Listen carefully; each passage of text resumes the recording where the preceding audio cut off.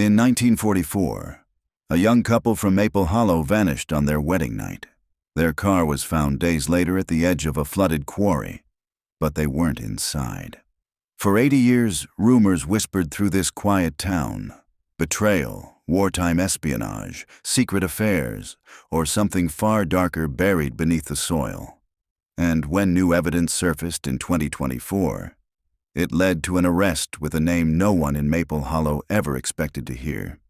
If you love unraveling long cold mysteries, hit that subscribe button. Maple Hollow, Pennsylvania. December 12, 1944. The war had drained the town of its youth. Nearly every window along Main Street held a blue star, some now replaced with gold. Snow drifted in lazy spirals over the empty gas station and the corner drugstore where ration coupons were traded like currency. Inside the Hollow Cafe, a small radio played "I'll Be Seeing You," the melody threading faintly beneath the hiss of the coffee pot. At a table near the window sat Eleanor Price, 19, her fingers curled tightly around a mug of hot chocolate. Across from her, William Avery, 22, still wearing his Army Air Corps jacket despite being home on leave. "You'll write me every day?" she asked, trying to sound playful, though her eyes betrayed fear. "I'll write you more than that," he promised, reaching across the table. His hand was cold, the skin rough from months at the airfield. 2 weeks, Ellie. We'll be married. And when the war's done, we'll drive out west. No more telegrams, no more goodbyes. Outside, the snow thickened. The waitress, old Mrs. Pruitt, leaned on her counter and watched them with a soft, almost knowing smile. By midnight, the pale green Chevy rolled out of town toward the quarry road, its headlights tunneling through the storm. It was the last anyone ever saw of them. 2 days later, a hunter found the car nose down in the flooded quarry. The driver's door was open. Eleanor's white scarf floated in the water like a ghost. Their bodies were never found. Maple Hollow. October 2024. Rain whispered against the old farmhouse windows as Clara Benton sorted through her late grandmother's belongings. Dust clung to everything. Faded dresses, yellowed letters, photographs with edges curled like old leaves. She wasn't sure what she was looking for, only that her grandmother had said near the end, "If they ever ask about the prices, tell them to look in the attic." The attic door creaked as she pulled the cord for the single bulb. Light pooled weakly over boxes stacked high, the air thick with cedar and decay. For a long moment, she stood there, listening to the rain and her own heartbeat. Then she saw it. A small wooden chest, painted navy blue, the initials EP carved faintly into the lid. Clara knelt, brushing away dust. Inside, beneath brittle lace and ribbon, lay a bundle of letters tied with red thread and an old Kodak camera. The film was still inside. Her breath caught. She turned one of the letters over. The envelope read, "Eleanor Price. Confidential, do not deliver." The handwriting wasn't Eleanor's. The paper inside was a single typed sheet. Military letterhead, stamped 1944. Operation Whippoorwill terminated. Witness relocation approved. Subject A to remain under surveillance until confirmation of Subject B's extraction. O.H. Clara frowned, reading it twice. It made no sense. Witness relocation? In 1944, and what was Operation Whippoorwill? Lightning flared through the attic window, and for a split second, the reflection of a man's face appeared in the glass. Or so she thought. She spun, heart hammering, but the space was empty except for shadows. When she looked back down, she noticed something wedged beneath the letters. A silver locket, tarnished but intact. She pried it open. Inside, 2 tiny photographs. A young woman in a white dress, and beside her, a man in uniform. Eleanor Price and William Avery. Her grandmother's last whispered warning echoed in her head. If they ever ask about the prices. Clara replaced the items carefully, her mind racing. She didn't know who they were, but she had a sinking feeling she soon would. Downstairs, her phone buzzed with a news alert. Breaking. Maple Hollow police arrest. Local historian in 1944, cold case. Her hands trembled as she read the name. Dr. Owen Hargrove, the same initials from the letter. Rain lashed harder against the windows. Somewhere beyond the fields, thunder rolled like an approaching storm from another century. The past, Clara realized, hadn't been buried. It had just been waiting. The following morning broke gray and cold over Maple Hollow, the kind of morning where fog clung to the trees and even sound seemed muffled. Clara hadn't slept. The discovery of the box, the letters, the locket, the name Owen Hargrove, had looped endlessly through her mind. She poured a cup of coffee she didn't drink and stared at her laptop, the police headline still open. Local historian and retired Professor Owen Hargrove, 83, was taken into custody yesterday in connection with the long unsolved 1944 disappearance of Eleanor Price and William Avery. There were no further details, no charges listed, no explanation for how a quiet academic could be tied to a case 8 decades old. Clara closed the laptop. The camera from the attic sat on the kitchen table, an old Kodak 620 Brownie, its metal body dulled by time. She turned it over in her hands. The film inside was still intact, the winding lever stiff with age. She knew she should leave the film alone, but curiosity had already drowned out caution. By noon, she was parked outside Henley's camera shop, one of the few places in Pennsylvania that still developed antique negatives.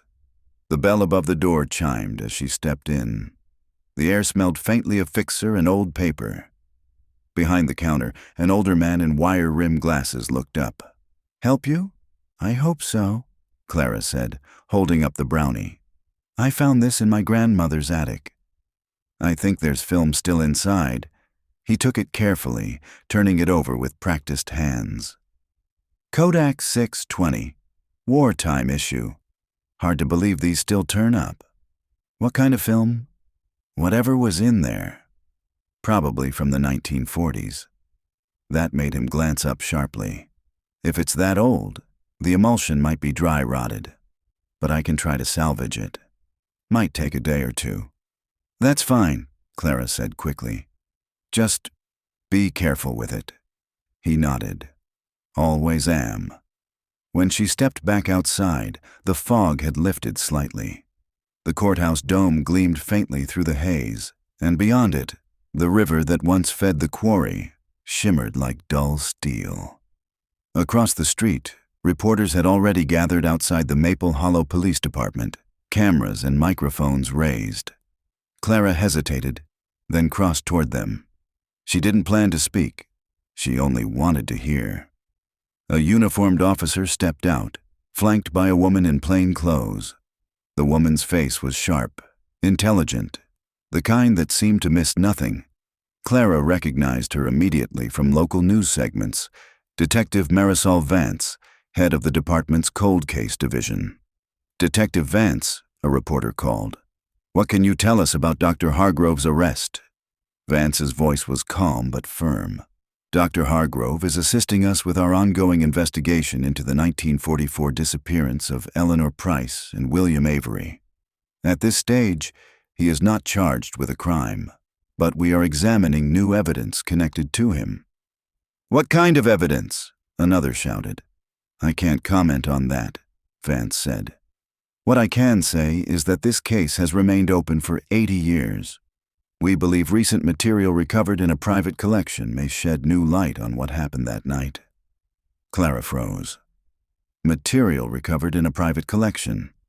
It sounded too coincidental. Could her grandmother's attic have been part of that collection? Or had someone already known what was there? Vance stepped back inside, the crowd surging closer, questions flying. Clara turned away, her pulse hammering. That night, sleep refused her again. She sat at the kitchen table, reading and rereading the strange military note from the box. Operation Whippoorwill terminated. Witness relocation approved. Subject A to remain under surveillance until confirmation of Subject B's extraction. The wording gnawed at her. Witness relocation, extraction. It read like intelligence jargon, not police correspondence. But why would Eleanor Price's name be attached to something like that? At 11:42 p.m., her phone buzzed. Unknown number. She almost didn't answer, but something, instinct maybe, made her swipe to accept. "Miss Benton?" The voice was male, quiet but deliberate. "You don't know me, but I think you found something that belongs to my family. Who is this?" A pause. Then, "My name is Aaron Hargrove." Owen Hargrove's grandson, Clara's pulse skipped. "How did you get this number?" "Your grandmother knew my grandfather," he said simply. "We both know that box you found wasn't meant to stay hidden forever." "How do you know about the box?" she demanded. Another pause, heavier this time. "Because there's more than one. And if you've opened yours, Miss Benton, then you're already in danger." The line went dead. Clara sat in the dark kitchen, the silence humming with dread. Outside, wind scraped across the porch roof like fingernails. Upstairs, the attic door creaked, a slow, deliberate sound. When she finally looked up, she could see it swinging gently open at the top of the stairs. The attic door swayed on its hinges, whispering against the frame each time the wind pressed against the old house. Clara stood at the bottom of the stairs, frozen, her phone still in her hand. She tried to reason with herself. The draft, she thought, just the draft. But the part of her brain that cataloged every strange coincidence, the letter, the camera, the call from Aaron Hargrove, refused to be soothed. She moved slowly up the stairs, one step at a time, the wood complaining under her weight. The light bulb was still burning at the top, buzzing faintly. Shadows flickered across the low rafters. Nothing looked disturbed, at least at first. The chest remained where she'd left it, the lid shut. But then she noticed something new lying on top of the box, an old black and white photograph, curling slightly at the corners. She knelt, her breath shallow. It showed a group of men in military uniforms, standing in front of what looked like a Quonset hut. The caption, written in blue fountain pen ink, read, "Langley Field, Virginia, 1944. Eleanor Price's fiancé, William Avery, had been stationed in Texas, not Virginia, and one of the men in the photograph wasn't in uniform at all. He wore a civilian trench coat and dark hat, his face partially turned away. Even so, Clara felt a chill of recognition, the sharp jawline, the hollowed cheeks. It was Owen Hargrove, 20-something, thinner in the face, but unmistakable. She sank back onto her heels. The date, 1944. That was the same year Eleanor and William vanished. Before she could think further, her phone vibrated again, lighting up the attic with a blue glow. Detective Marisol Vance. "Ms. Benton," the detective said as soon as Clara answered. Her voice was controlled, professional. "I understand you're the granddaughter of Rose Benton?" "Yes." "She was a friend of Eleanor Price?" "I think so. I found something in her attic." "I was hoping you'd say that," Vance replied. "We recovered material from Dr. Hargrove's home early this morning. One document doesn't just mention your grandmother. It puts her in the middle of the original investigation. It looks like she may have been involved in the original investigation, or cover-up." Clara's mouth went dry. "Cover-up?" "We're not certain yet," Vance said. "But there's something you should see. Can you come down to the station tomorrow morning? Bring whatever you found." "I can," Clara said. "And Ms. Benton," the detective added, "don't talk to anyone claiming to be connected to the case. We're aware that Mr. Hargrove's grandson has been contacting people. He's not authorized to interfere." Clara's eyes darted back to the attic window. Rain streaked down the glass, and for a moment, she thought she saw a figure standing at the edge of the yard. Tall, still, watching.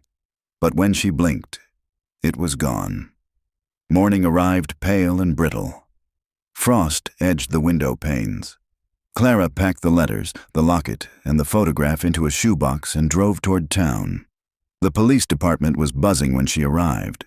Inside, Detective Vance greeted her with a firm handshake. She was younger than Clara had expected, maybe mid-30s, with precise dark hair and the calm, deliberate movements of someone used to walking through other people's chaos. "Thank you for coming," Vance said, motioning her into an interview room. "You said you found film?" "Yes, the shop on Elm is developing it." "Good. We may have that expedited." Vance spread several photographs across the table. These were found in Hargrove's basement safe. Clara leaned forward. The photos were yellowed, some blurred, but one image made her stomach twist. It showed two people, a young woman and a man in uniform, standing near a quarry edge, Eleanor and William. But behind them, in the shadows of the trees, was another figure. Even blurred, the outline was distinct. A man wearing a fedora and long coat, the same silhouette from the Langley Field photo. Vance's tone softened. "There's something else. Dr. Hargrove's journals suggest he wasn't a historian by training. Before the war ended, he worked in military intelligence under a classified division called Operation Whippoorwill. Does that ring any kind of bell for you?" Clara nodded numbly.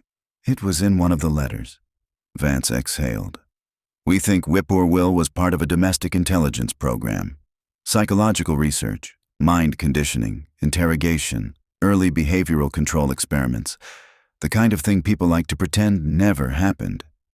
Clara felt a creeping cold spread through her chest. "You think Eleanor and William were involved? Possibly witnesses, possibly subjects, but whatever they saw, someone made sure it stayed buried." A knock interrupted them. Another officer entered, holding a manila envelope. "Detective, the film from Henley's came through." Vance took the envelope, slid out the developed prints, and laid them on the table. Clara's pulse quickened. The first few were harmless. Snow-covered fields, the quarry, the side of a car. Then came one that froze her completely. It was Eleanor Price, alive, standing beside the quarry road, smiling faintly. But behind her, emerging from the trees, was a man in a dark hat reaching toward her shoulder.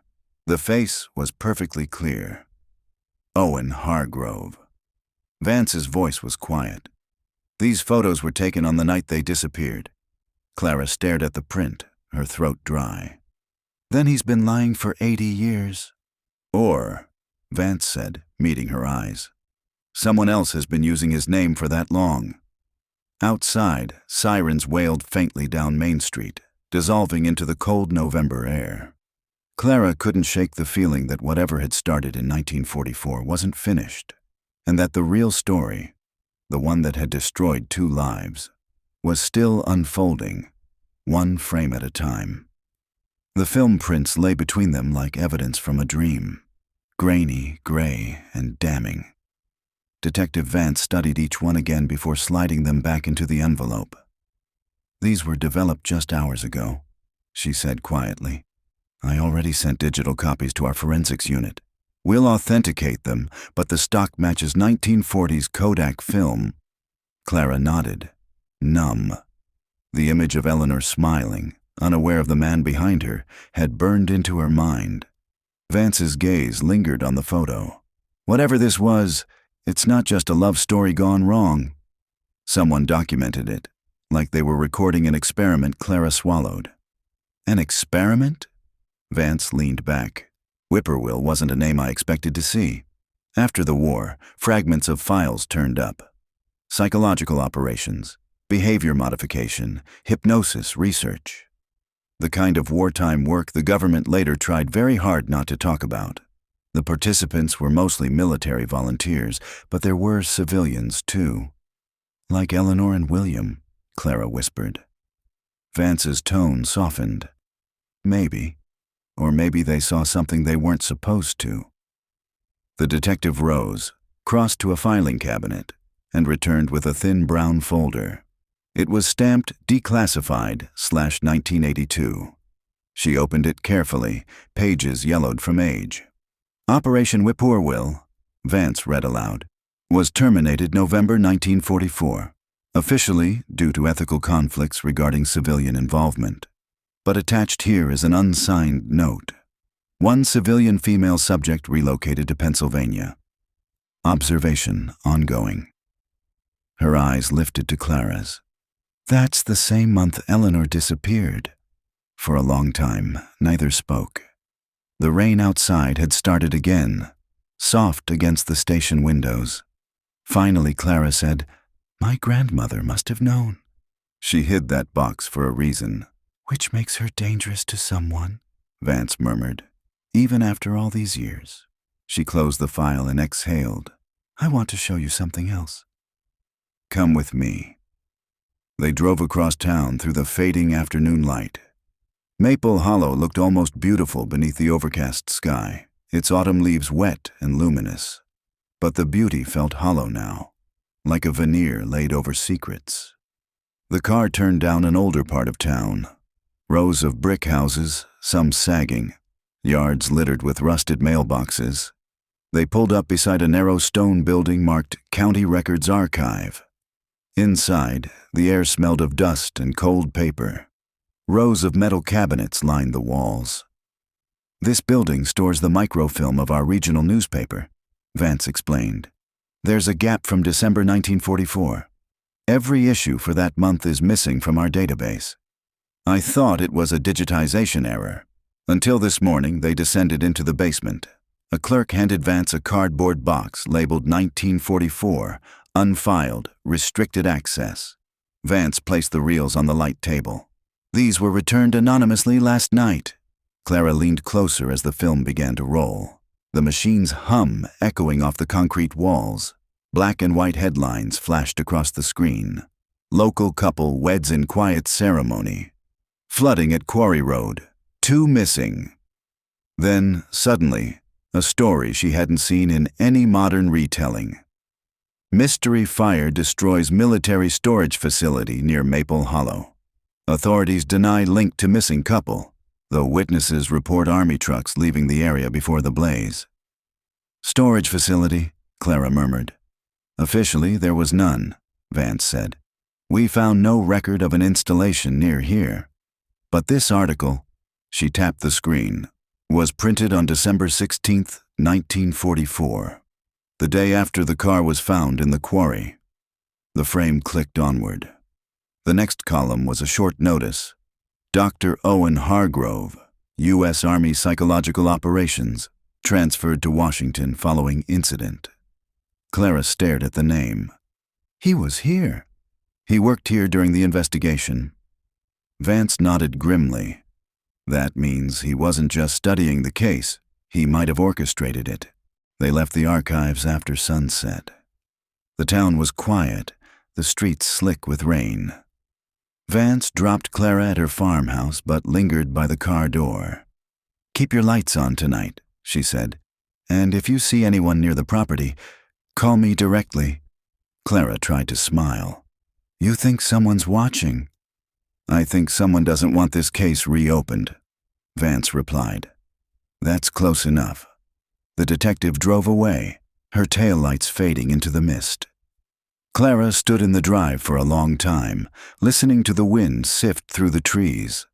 The farmhouse windows glowed faintly behind her, warm and fragile against the dark. Inside, she poured herself a glass of water, hands still trembling. On the table lay the photograph of Eleanor, now sealed in a plastic sleeve. Her eyes lingered on the faint shadow behind her. A man in a coat, face turned halfway toward the lens. She leaned closer. The grain was heavy, but beneath the distortion she noticed something she hadn't before. The man's hand reached not for Eleanor, but toward someone else standing just outside the frame. Another figure.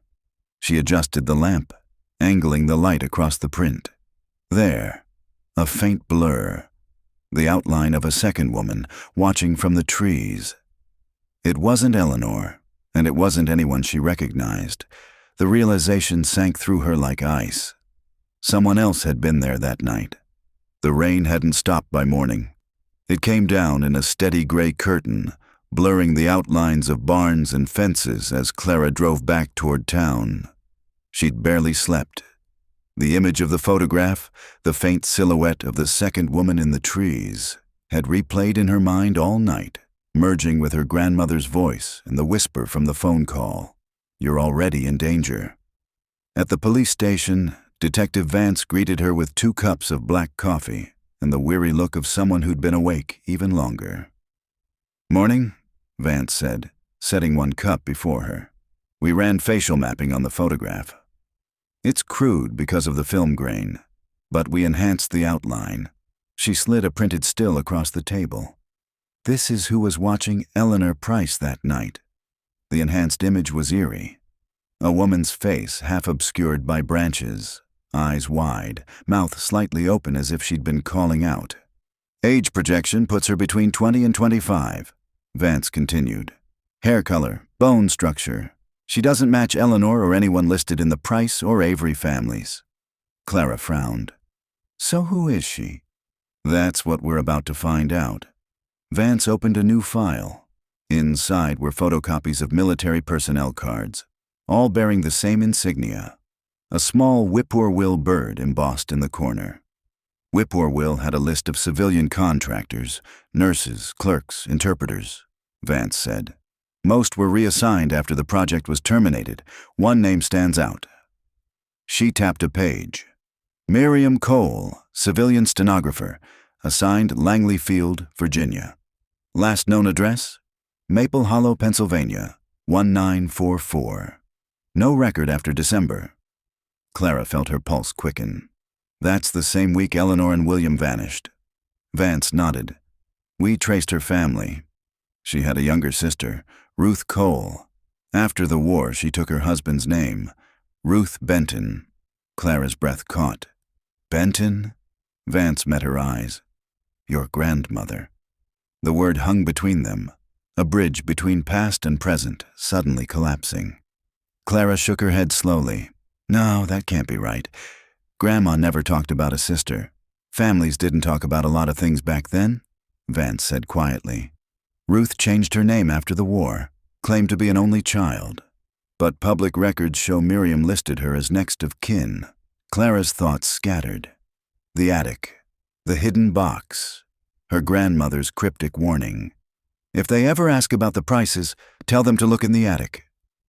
She was protecting something, Clara whispered. Or someone. Vance pushed back her chair. Come with me. There's one more record I want you to see. The Maple Hollow Historical Society was housed in what used to be the town library. Vaulted ceilings, glass display cases filled with yellowed newspapers, faded photographs of local veterans. The curator, a woman named Helen Mertz, met them at the door, her cardigan buttoned up to her throat despite the warmth. I got your message, Detective, Helen said, leading them toward the archives room.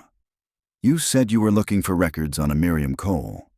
Yes, Vance said. You mentioned something unusual when you checked our request list. Helen nodded. Someone else asked for her file this week. Older gentleman. Used the name Aaron Hargrove. Clara stiffened. He called me 2 nights ago. Helen frowned. He seemed harmless enough. Said he was researching veterans' families. Vance's eyes narrowed. Did he take anything? Just copies, Helen replied. But he left this behind. She handed Vance a small black notebook, the cover cracked with age. Inside were handwritten notes in precise block letters. The first page bore a title, Project Whippoorwill. Civilian Observation Log, December 1944. Vance scanned the first lines aloud. Subject A, Eleanor Price. Subject B, William Avery. Subject C, Miriam Cole. Civilian observer, terminated. Clara leaned over her shoulder. Terminated? As in fired? Vance's voice was grim, or silenced. They read further down the page. Each entry was dated and written in terse, clinical language. December 11th. Subject A exhibits resistance to protocol. Subject B unaware of observation. Subject C shows sympathy toward A, Risk of compromise. December 12th. Extraction planned for 2300 hours. Weather interference probable. Observer Cole not responding to command frequency. December 13th. Operation aborted.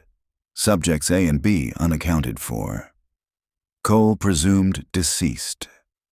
Clara felt the world tilt around her. My grandmother's sister was there. She saw what happened. Vance nodded slowly. And your grandmother spent her whole life trying to keep that secret buried. Helen crossed herself quietly. That poor woman. Whatever she saw, it haunted her. Outside, the rain had stopped. The air carried the faint metallic scent of wet leaves and something older, like rusted iron. Clara stood on the museum steps, gripping the notebook.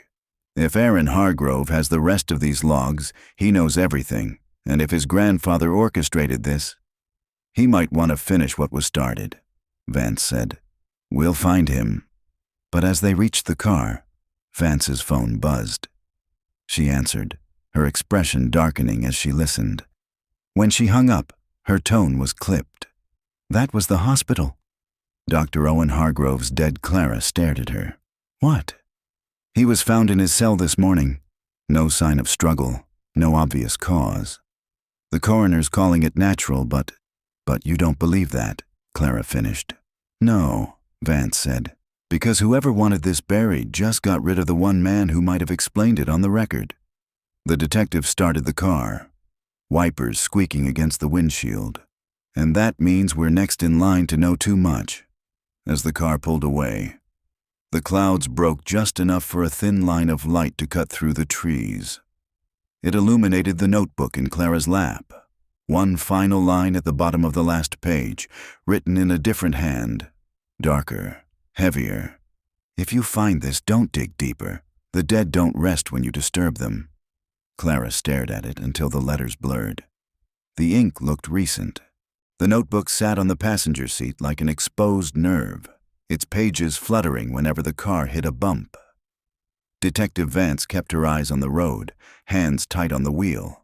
You're sure that handwriting looked recent? She asked. I know what old ink looks like, Clara said. That last line wasn't 70 years old. Someone touched it, someone alive. Vance didn't answer. The cruiser's headlights carved tunnels through the fog. Ahead, the outline of Maple Hollow's courthouse clock loomed pale and ghostly against the night. They pulled into the police lot just as the rain started again. Inside, Vance led Clara to her office, its walls crowded with cold case photos and yellowing news clippings. A pot of stale coffee steamed in the corner. Sit, Vance said, spreading the notebook open on her desk. We'll cross-check these entries with federal archives. If there's even a fragment of Operation Whippoorwill left in the system, it'll be under the Department of Defense. She powered on her computer, the screen bathing them in blue light. Clara stared at the page dated December 12, 1944, the night Eleanor and William vanished. Extraction planned for 2300 hours. Weather interference probable. What do you think extraction means? Clara asked quietly. Vance typed, eyes fixed on the monitor. In intelligence terms, it means removing someone, either for protection or disposal. Sometimes both a chill rippled through Clara. So, Eleanor and William were being extracted, or they were trying to stop one. The computer chimed. Vance's expression shifted as she scanned the results. Here, Project WHP-47, classified 1944, declassified 1981. It was an experimental behavior study, emotional conditioning under combat stress. She clicked deeper. Lines of declassified text appeared on screen, broken by redactions. Subjects, 5 civilian couples. Objective, assess psychological endurance under controlled duress. Outcome, inconclusive. Terminated following incident at Pennsylvania field site. Clara's throat tightened. Civilian couples. Eleanor and William must have been part of that group. Or they stumbled into it, Vance said. Maybe Miriam Cole was their contact, someone inside trying to help them escape. She scrolled further. Here's something else. Field Site 12. Location, Maple Hollow Quarry. They stared at the screen in silence. Later that night, Clara sat alone in the station lounge while Vance met with a federal liaison over the phone. The room was quiet except for the hum of fluorescent lights. On the coffee table lay copies of the photographs and the notebook, the fragments of other people's lives arranged like puzzle pieces with missing corners. Through the glass door, Clara could see the hallway beyond. A shadow passed across it, slow, deliberate. She waited for it to return, to prove it had been her imagination. When it didn't, she stood, heart racing, and crossed to the window. The parking lot outside was empty except for Vance's car. But there, on the wet pavement near the curb, something gleamed under the streetlight. A single brass key, tied to a tag that read, Benton Farmhouse, Storage. By morning, she and Vance stood in the barn behind Clara's house. The air smelled of old hay and rain-soaked wood. The key fit a small padlock on a wooden crate tucked beneath the workbench. Inside, wrapped in oilcloth, were 2 reels of film labeled Whippoorwill 12A and Whippoorwill 12B. Vance whistled softly. Someone left these for you. Someone who wants this story told they set up an old projector from the police evidence room and pulled a bedsheet taut against the barn wall. The machine rattled to life, the film sputtering through the reel. Static first. Then images flickered to life. Grainy black and white footage. A military jeep parked beside a wooded road. 2 figures, Eleanor and William, standing under a street lamp.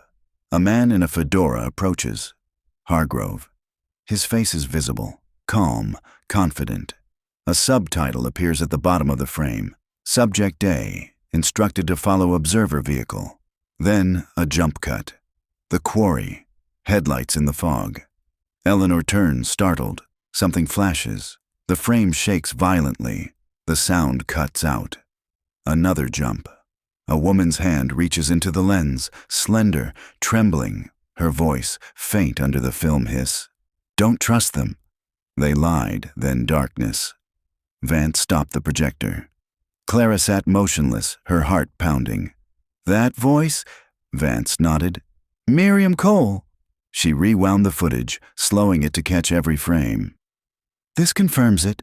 Eleanor and William were filmed during their abduction. The experiment was staged. Clara rubbed her temples. Then what happened to them? Maybe they were silenced. Maybe relocated under new identities. If this was part of a behavioral experiment, they could have been subjects for years. Clara stared at the frozen image of Eleanor's face on the bedsheet. Eyes wide, mouth open mid-scream. The flicker of the projector made her look alive, breathing, trapped in a loop of perpetual fear. Then the reel flickered again. Something Vance hadn't paused. Another frame appeared, brief and almost subliminal. A timestamp, 2024-10-21, burned in the corner. Vance froze. That's impossible. The date was last week. Someone had added new footage to a film from 1944. The frame showed the same quarry, the same slope of trees. But the figure standing there wasn't Eleanor Price. It was Clara, looking directly into the lens. For a long time, neither of them moved. The projector's bulb hummed, bathing the barn in that wavering white light that made everything look unreal. The still frame stayed frozen on the sheet.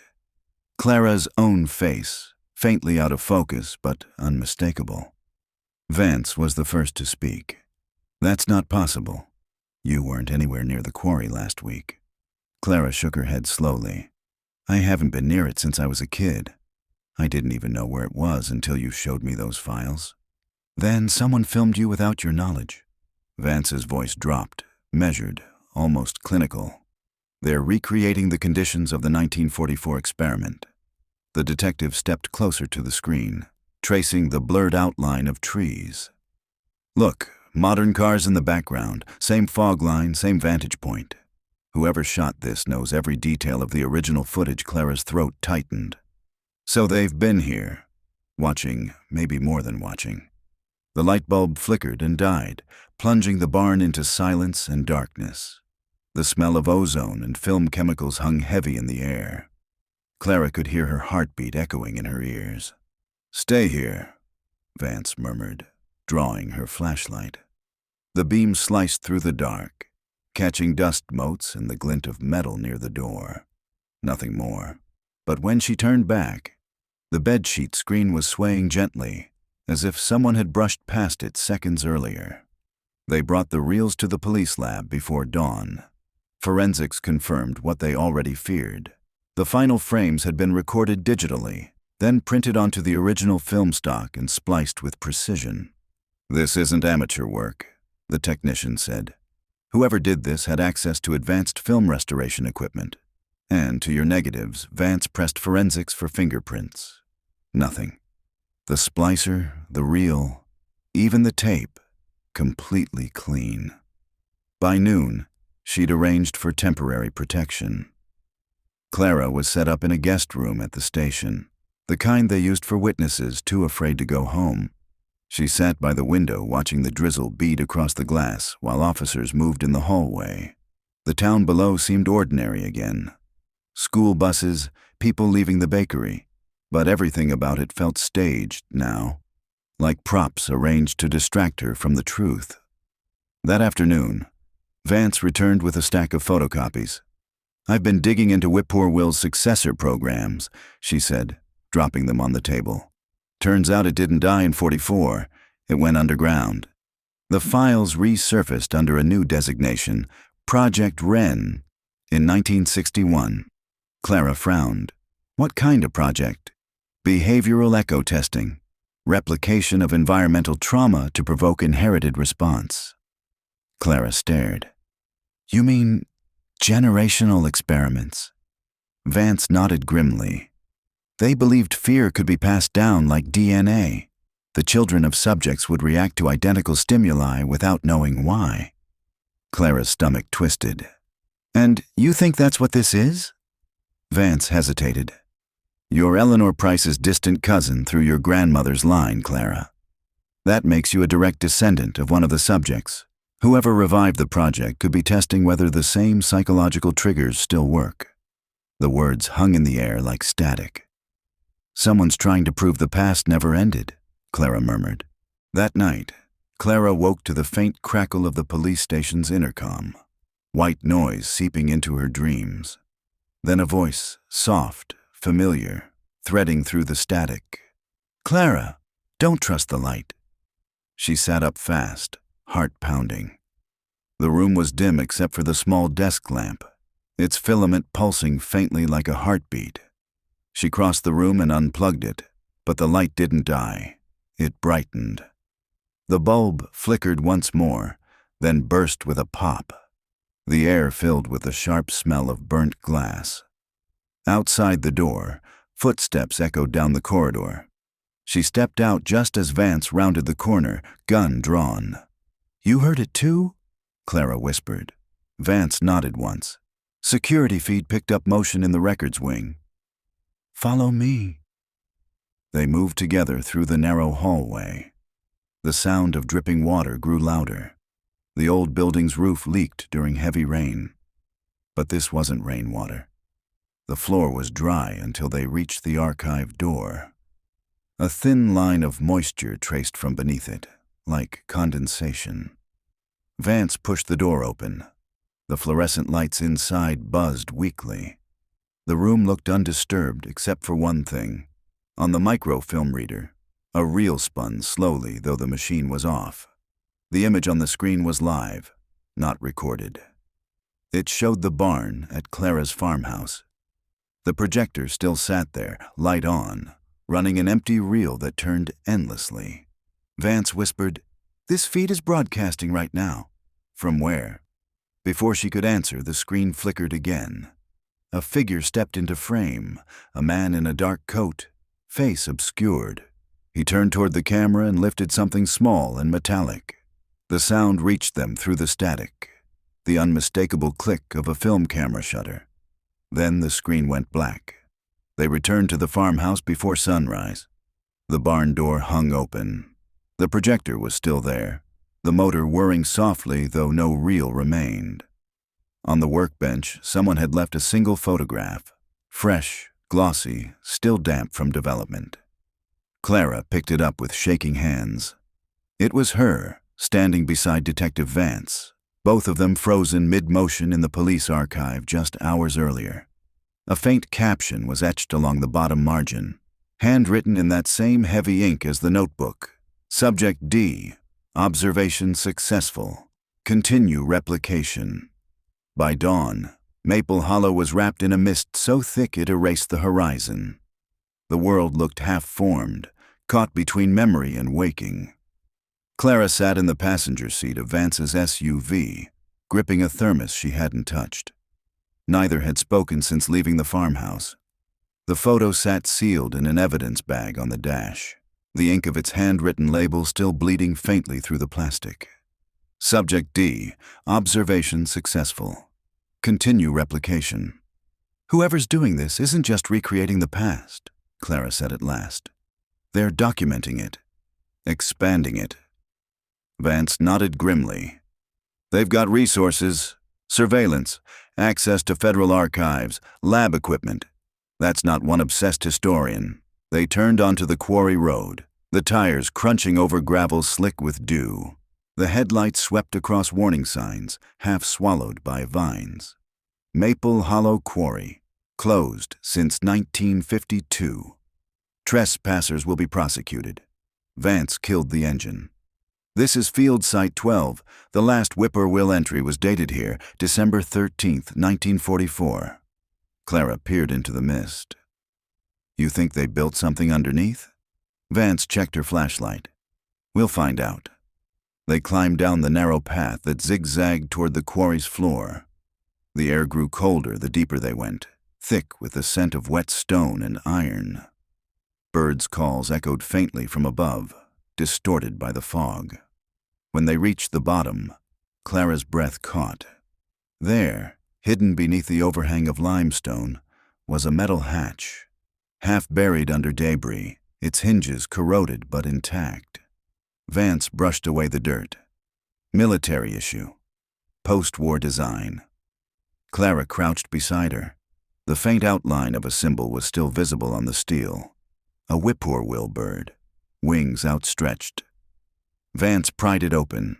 A rush of stale air escaped, carrying the faint odor of oil and dust. A ladder descended into darkness. You don't have to come, Vance said quietly. Clara managed a thin smile. If I stay up here, I'll just imagine worse things. They climbed down. The tunnel below stretched long and low. The concrete walls lined with rusted conduit and flickering emergency lights that still pulsed weakly, running off some ancient power source. This shouldn't still have power, Vance murmured. Their footsteps echoed hollowly. The corridor ended in a pair of steel doors slightly ajar. Beyond them lay a control room frozen in time. Switchboards, rotary dials, yellowed paperwork scattered across consoles. A thin layer of dust coated everything, except one desk. On it sat a modern laptop, open, its screen aglow. Vance approached cautiously. The cursor blinked over a single document titled Replication Logs, Active Subjects. She opened it. A list appeared. Names, some redacted, others fully visible. Eleanor Price, William Avery, Miriam Cole, Ruth Benton, and at the very bottom, Clara Benton. Beside each was a column labeled Status. Every entry read Terminated, except hers. Her row said, Ongoing. Clara's blood ran cold. This isn't history. It's live data. Vance scrolled to the bottom of the document. A live feed window popped open without prompt, showing a grainy camera angle of the control room, the very room they were standing in. Clara gasped. They're watching us. Vance spun, scanning the walls. There's a camera in here somewhere. Before she could find it, the overhead speakers crackled to life. "You shouldn't have come, Clara." The voice was male, calm, deliberate, familiar. Curiosity was always the downfall of the Benton line. Vance's hand went to her gun. "Show yourself." "Detective Vance," the voice continued. "You're trespassing in a federal research facility. But I suppose you already knew that. Who are you?" Clara demanded. A pause, then, "Aaron Hargrove." Clara froze. "That's impossible. You're dead." "You saw what I wanted you to see," the voice replied smoothly. "A body is only one kind of record." The laptop screen flickered. A new file appeared. Video archive, 12B, continuation phase. The playback began automatically. The footage was of the same quarry, but newer. The timestamp read 2023-08-19. It showed a group of people in lab coats unloading sealed containers from a van, carrying them toward the hatch they had just entered. Phase 2, genealogical continuation. Aaron Hargrove's voice narrated faintly over the video. "The Benton bloodline exhibits exceptional psychological resonance. The Price lineage has fully decayed. Subject D will serve as the carrier of the echo." Clara stepped back, horror dawning. Carrier? Of what? "Memory," the voice answered, "now live again through the speakers. Fear, the fragments of every subject before you. We record, we test, we replicate. You are the control variable now, Clara. The only one who can complete the sequence." Vance fired a shot into the ceiling, the sound deafening in the enclosed space. "Enough of your riddles." But the lights flickered, and the laptop's camera light switched on. Tiny, red, watching. Aaron's voice lowered, almost gentle. "Every step you take here is being observed, every reaction measured, even your defiance. It's all part of the experiment your ancestors began." The screen cut to static. A faint vibration tremored through the floor. Somewhere deeper in the tunnel, machinery stirred to life. An engine, a fan, maybe something older. Vance grabbed Clara's arm. "We're leaving." But before they reached the hatch, the doors behind them slammed shut, locking with a metallic echo. The emergency lights dimmed to blood red. Then another sound joined the hum, a faint, rhythmic tapping coming from the far end of the tunnel. Like footsteps. Slow, uneven. Clara whispered, "We're not alone down here." And somewhere in the darkness something began to whistle. A low, eerie imitation of a whippoorwill's call, echoing through the hollow below. The sound of the whippoorwill call lingered like a memory. Soft, but wrong. Mechanical, almost human. It rose and fell with the rhythm of breath. Vance motioned for silence, her gun drawn, eyes sweeping the tunnel. The red lights pulsed faintly along the ceiling like a heartbeat. Clara tried not to breathe too loudly. She could taste the metallic dampness in the air, the scent of old machinery, and something faintly sweet, like formaldehyde. The tapping came closer, echoing in the concrete hall. Then a shadow moved beyond the far bend, slow, dragging. "Stay behind me," Vance whispered. The figure appeared gradually, tall, stooped, dressed in what might once have been a lab coat now stained the color of rust. Its hair hung long and gray around a pale, waxy face. When the red light flashed again, Clara saw that its eyes were covered with milky film. Blind, yet it moved with purpose. The thing stopped a few paces away, tilting its head as though listening. Then it raised one trembling hand and pointed directly at Clara. "Subject D," it rasped. The voice was dry, papery. "You're late." Clara stumbled backward, heart pounding. "Who are you?" "Caretaker," it said simply. "I maintain what remains." Vance steadied her aim. What remains of what? The figure smiled faintly, a cracked, broken thing. "Whippoorwill." The archive. The living record. It turned slowly, motioning for them to follow. "He's waiting." Vance shook her head. We're not following you anywhere." But then, somewhere deeper in the tunnel, came another sound. Doors unlocking in sequence, one after another. The caretaker's blind eyes shifted toward the noise. "You'll follow, or you'll stay." Vance hesitated only a moment, then murmured to Clara, "If he knows a way out, we play along." They followed. The corridor sloped downward until the air grew colder, heavy with moisture. A faint hum vibrated through the floor. The caretaker shuffled ahead, one hand trailing along the wall as if the stone itself guided him. After several minutes, the tunnel widened into a vast subterranean chamber. Clara gasped softly. Rows of glass cylinders lined the walls, each filled with cloudy liquid and a faintly glowing light that pulsed like slow breathing. Shapes floated inside. Human shapes. "Oh my God," Clara whispered. Vance moved closer to one of the tanks. The label was faded but still legible. Subject A, Eleanor Price. Preserved sequence integrity, 42%. Beneath it, another, Subject B, William Avery. Integrity, 37%. Clara's knees weakened. She clutched the edge of the console beside her. They preserved them. The actual bodies? The caretaker shook his head. Not whole bodies. What's left of their brains? Slices, samples, electrical recordings. The men who ran this place liked to talk about preserving memory, like it was a substance they could bottle. "That's impossible," Vance said. "Was," the caretaker murmured. "Not anymore." Replication completes the cycle. The living host receives the stored echo. The line continues. Clara stared at him, horrified. "You mean me?" He turned his blind eyes toward her. "You are the key, the bridge, the last of both lines." The hum intensified. One of the cylinders flickered, light surging inside like a pulse. Eleanor Price's face appeared within the liquid. Eyes closed, serene, hair floating around her like seaweed. Then her eyelids fluttered open. Clara gasped and stumbled back, knocking into Vance. "Did you see that?" Vance raised her weapon. "What the hell is this place?" "Continuation," said a new voice behind them. They spun around. A figure stood at the top of a metal staircase descending into the chamber. Tall, composed, wearing a dark suit that looked strangely anachronistic, like something from another era.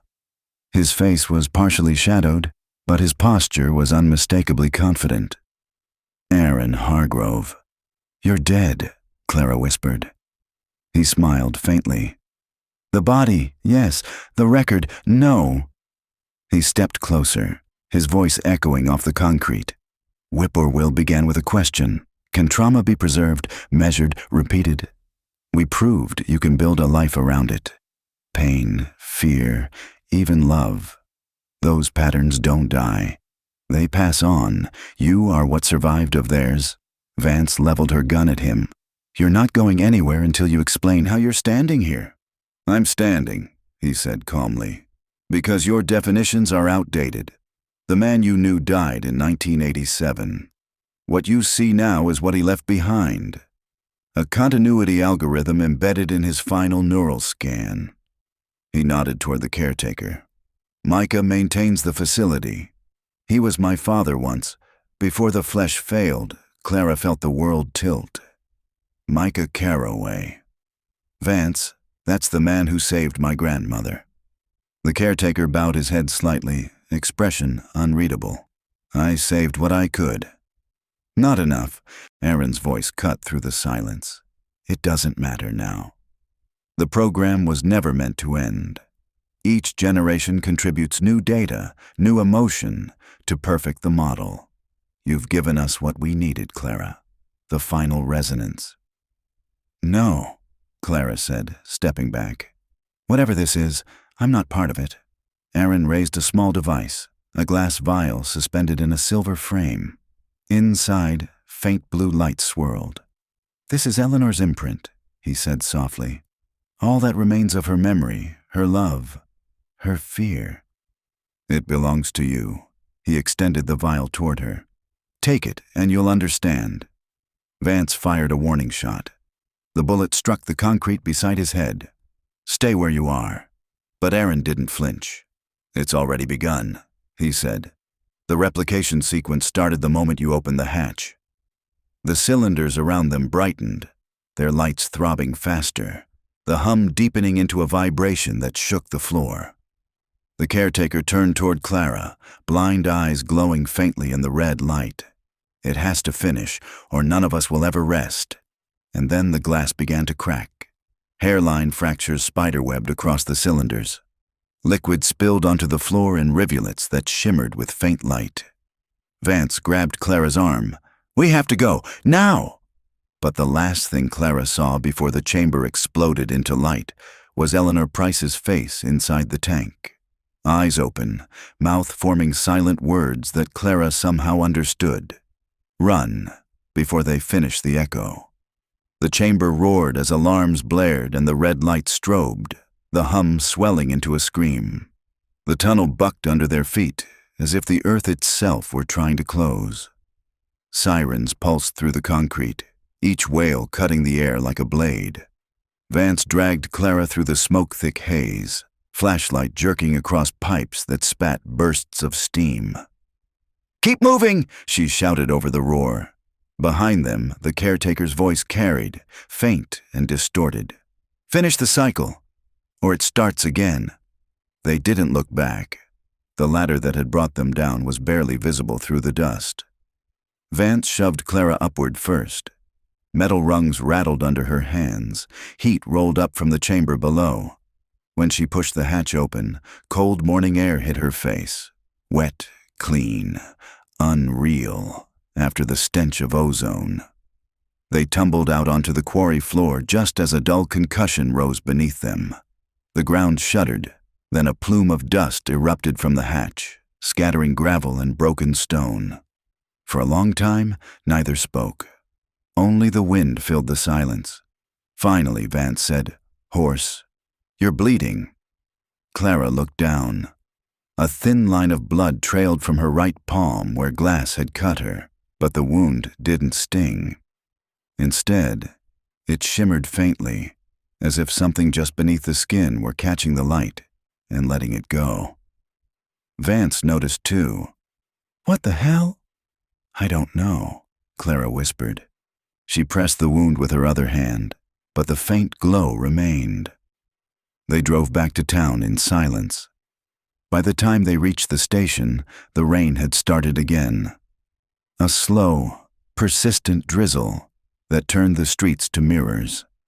Vance locked the evidence bag containing the photo and notebook in her office safe. "We'll bring in federal containment tomorrow. Right now, we document everything." Clara nodded mechanically. She felt detached, as though she were still in that humming chamber, the sound of Eleanor's whisper echoing under her skull. She excused herself to the restroom, splashed water on her face, and stared at her reflection. For a second, the mirror flickered. Her own face replaced by Eleanor's, eyes hollow but kind. Then it was gone. Her stomach turned. She braced against the sink. "I'm not her," she whispered. "I'm not." But a voice, soft, internal, unmistakably not hers, replied, "You opened the cycle." When she returned to Vance's office, the detective was on the phone. "Yes, we sealed the site," she was saying. "No casualties. But there's something else. You're going to want to see the footage." Clara sat across from her, hands folded tight.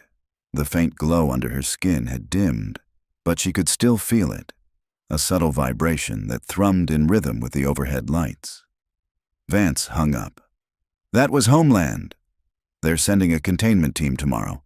Until then, you stay here." "Understand?" Clara nodded. Vance studied her for a moment. "You sure you're okay? You're pale." "I'm fine," Clara lied. The detective reached for her coffee mug and froze. The liquid inside rippled in perfect synchronization with the hum coming from Clara's side of the table. They both looked down. The faint tremor was radiating from Clara's hands. Vance whispered, "It's still in you. Before Clara could answer, the station lights flickered, once, twice, then steadied. The radio on the desk crackled to life without being touched. Subject D, signal confirmed, sequence stable. Vance lunged for the dial, shutting it off. Her face had gone white.